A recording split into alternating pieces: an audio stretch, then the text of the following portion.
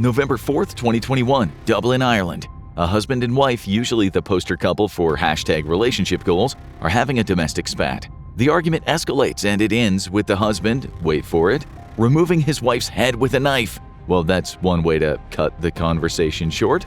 Or how about this gem? February 23rd, 2002, somewhere in the good old US of A young woman is feeling festive. She calls up her crew for a night out. But when she wakes up in a police cell, she is informed she turned her besties into ghosts. One of these people was stoned and the other was drunk. Stories we'll discuss later in this episode of The Infographic Show. Alcohol versus weed. Which is worse for you? Now, before you grab your pitchforks, yeah, those examples were a bit extreme. But hey, we didn't have to dig too hard to find stories like these. You know, booze and weed have their perks, but they also come with some not-so-fun side effects. Let's dive into that. First, let's talk about general wear and tear, because nothing says good times like long-term damage, right? When you drink alcohol, it's like sending an eviction notice to your organs. That fine little bottle of Thunderbird wine you proudly cracked open, sure, it makes you feel relaxed, even confident enough to hit on your boss. But that ethanol is toxic and your body is the one footing the bill. It messes with your brain, liver, heart, esophagus, stomach, bank account, and sometimes even your reputation. In 2019, according to the WHO, alcohol killed about 2.6 million people. That's 7% of all male deaths and 2% of all female deaths, because apparently men love to party hard and die trying. Alcohol is like a VIP pass to an early grave for the young crowd, too. It accounts for 13% of all deaths for people aged 20 to 39. Speaking of dependence, around 400 million people worldwide are addicted to alcohol, with 209 million needing their daily fix just to avoid shaking like a malfunctioning washing machine. You might have heard about withdrawal symptoms called DTs or delirium tremens. Sounds fancy, right? Well, they're about as fun as they sound. When you drink daily, your brain stops producing GABA, the chill pill for your nervous system, because booze is handling the calm-down duties for you. Then you stop drinking and your brain is like, sorry, I'm on GABA vacation, leaving your nervous system to go full panic mode. Spoiler alert, that's not a fun kind of excitement. Without treatment, 37% of people with DTs will clock out permanently, and even with treatment, 5 to 15% still won't make it. Symptoms start 24 to 72 hours after your last drink and can turn your life into a 7-day horror film. Yep, booze withdrawal is a total nightmare. We bring this up because alcohol dependency, it's everywhere. According to the 2023 National Survey on Drug Use and Health, around 17 million American men aged 12 and up had alcohol use disorder in the past year, and women, they clocked in at 12 million. Oh, and 755,000 of those folks were 12 to 17 years old. No wonder health pros are sounding the alarm over rising liver disease in Americans in their 20s and 30s. Speaking of the liver, if yours literally goes hard mode, known in the medical community as developing cirrhosis, bouncing back is almost always a no-go. Pre-cirrhosis liver scarring, known as fibrosis, is potentially reversible, but once you hit cirrhosis, game over, man. What used to be a 50s to 60s hardcore drinker problem is now showing up in 25 to 34-year-olds, and according to a 2018 study, this group is leading the way in cirrhosis cases, with about 50% of all U.S. cirrhosis deaths due to heavy drinking. And if that wasn't enough, around 4% of cancers that killed people worldwide in 2019 were linked to alcohol. So if you're wondering, is alcohol bad for your body? Well, no kidding. Fire is hot too. But wait, destroying your organs isn't the only danger booze brings. We'll get to that soon, but first let's shift gears and talk weed. According to a 2020 study with 23,000 participants, about 47% of daily weed smokers had withdrawal symptoms when they quit. With roughly 220 million weed users worldwide and 62 million in the US alone, some of you watching this probably know what I'm talking about. It's a touchy subject because governments used to do a lot of scaremongering when it came to weed, but something called cannabis use disorder actually is real, and about 10% of daily smokers will develop it. That's right, weed addiction is a thing. But when it comes to quitting weed, it's a walk in the park compared to alcohol. Sure, you might be a little cranky for a few days, struggle to sleep, sweat buckets, and feel like you got a case of the flu, but at least you won't be hallucinating giant cartoon monsters chilling at the foot of your bed. Weed psychosis, different story, but it's not withdrawal related, so we'll get to that later. So what happens to your body when you're on the weed train? When you light up, THC, the magic ingredient, hits your lungs, bloodstream, and finally your brain, where it works its stoner sorcery. If you eat it, same deal, just slower, but the trip lasts longer. To keep it really simple, THC messes with your endocannabinoid system, which affects your mood, stress, pain levels, and even your metabolism. Hence why a weed smoker's natural habitat is often the glow of a fridge at 2 a.m. None of this is too scary on its own. Sure, if you overdo it, you might get a case of acute cannabis toxicity, which sounds terrifying, but it just means you're too high to function. Lethal weed overdoses simply are not a thing. Or if they appear to happen, it's because they also involved other kinds of drugs. Unlike alcohol, where you can drink yourself to an early grave, you can't smoke yourself to death or OD on too many cannabis-infused cookies. But if you are a regular smoker, your lungs won't be sending you any thank you notes. The jury is still out on whether weed without tobacco causes cancer, but scientists agree on one thing: your lungs will get irritated. It might even lead to chronic obstructive pulmonary disease, or COPD. But again, the data is about as clear as a foggy morning. Now for that heart of yours. Smoking weed cranks up your heart rate by 20 to 50 beats per minute. That little cardio session lasts up to 3 hours, putting some strain on your ticker. If you already have heart issues, like half of all American adults, you might want to check in with your doc before lighting up, since studies show regular weed use can boost your risk for heart attacks and strokes. But here's the kicker. Some people puff away and think they're having a heart attack, when in actuality there is nothing wrong with them physically. They just booked themselves a VIP ticket to Panic Town. Anxiety from weed is real. About 10 to 20% of users experience it, especially when they go a little too hard. But hey, in those same studies, 70% said weed actually helps with their anxiety. Now, we're not here to trash weed. It's got some legit perks, which is why we've got medical marijuana. Some pros include potentially lowered blood pressure, reducing inflammation, and, as we mentioned, calming down anxiety in many people. There's even some buzz, pun intended, that cannabidiol might help fight certain cancers. Emphasis on the might, though. We're not curing cancer with edibles just yet. So yeah, weed is a mixed bag, some good, some bad, and some ugly, which we'll get into soon. As for alcohol, that's almost all bad news for your body, and that's why you won't find medical martinis or prescription Patron anytime soon. In fact, some people use weed to help them stop drinking or kick other harder drugs. If you're hooked on alcohol, heroin, or benzos, weed might actually help you kick the habit and stay clean. But if you're carrying around a future bundle of joy, aka a baby, put the joint down. There's no safe level of cannabis use during pregnancy or breastfeeding.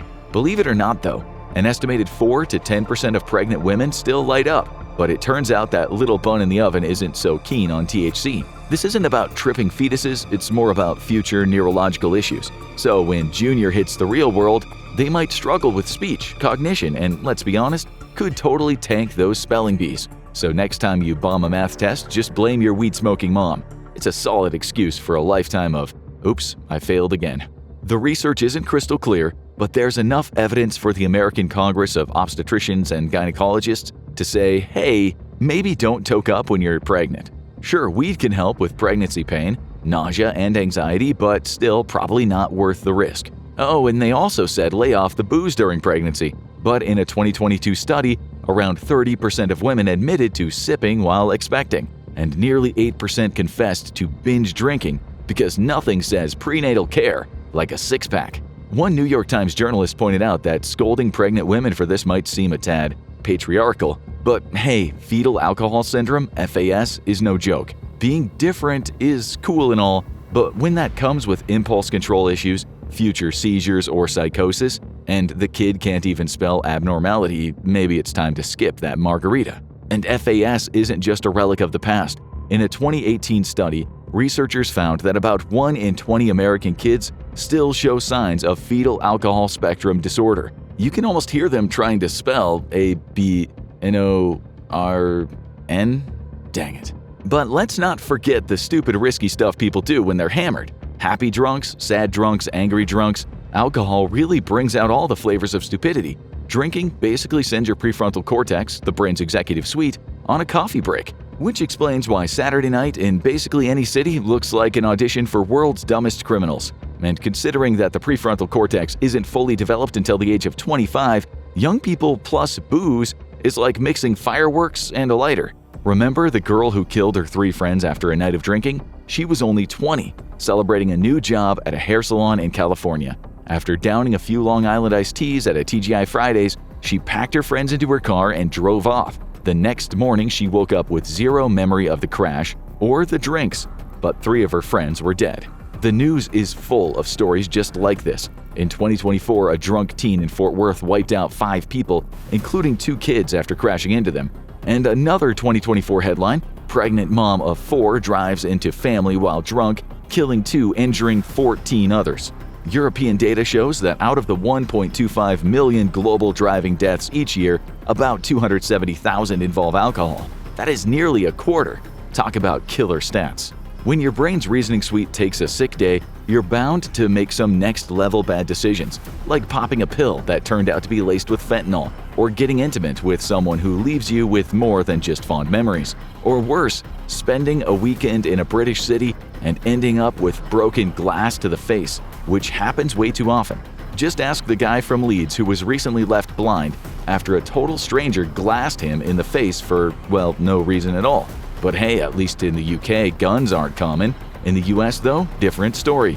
Guns don't kill people, but drunks with guns sure do. In fact, 40% of all violent crimes in the US involve alcohol. Nearly 37% of sexual assaults, 46% of physical assaults, and between 45 to 50% of homicides happen when someone's been drinking. So yeah, booze and bad decisions go together like tequila and regret.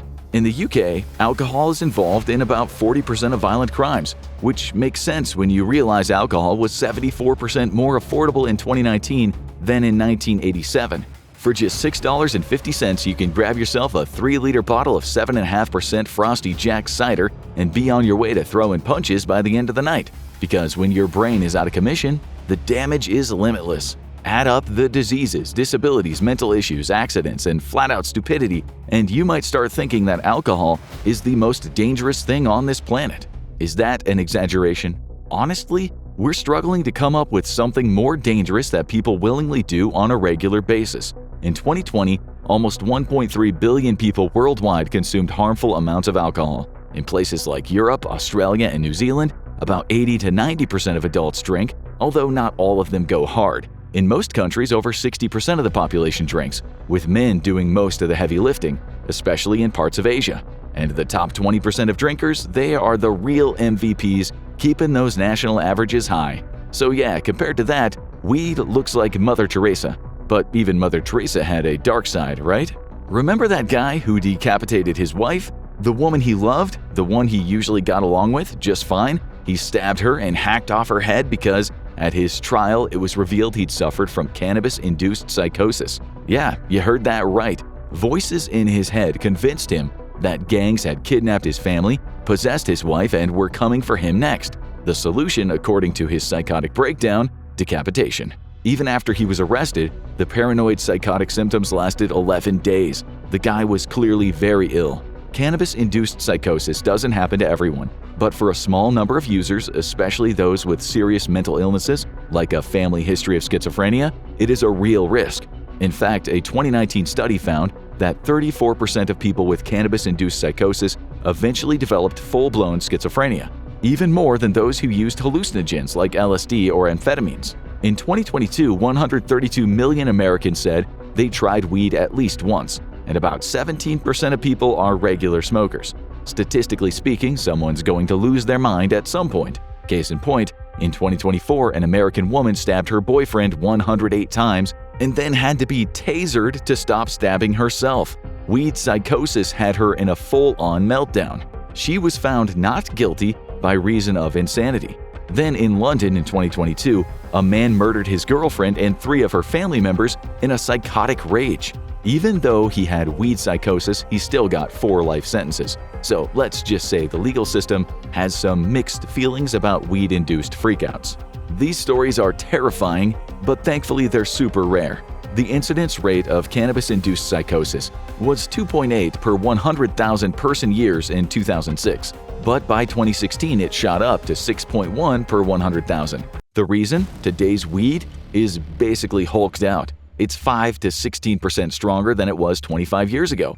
And let's not even get started on how much stronger it is than the mellow Moroccan hash that hippies used to puff on. But even with those numbers, weed is still nowhere near alcohol in terms of danger. Out of those 6 per 100,000 who experience weed psychosis each year, most won't turn violent. Maybe about 10% will. Though a recent study showed that 35 to 39% of people with first episode psychosis might commit some kind of violence. But hey, we're talking minor incidents, not exactly head-chopping levels of crazy.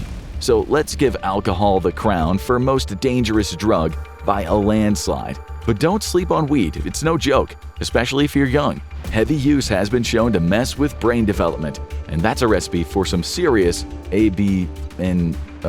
whatever. Now you need to watch what happens to your body when you take acid, or have a look at what happens to your body when you stop drinking alcohol.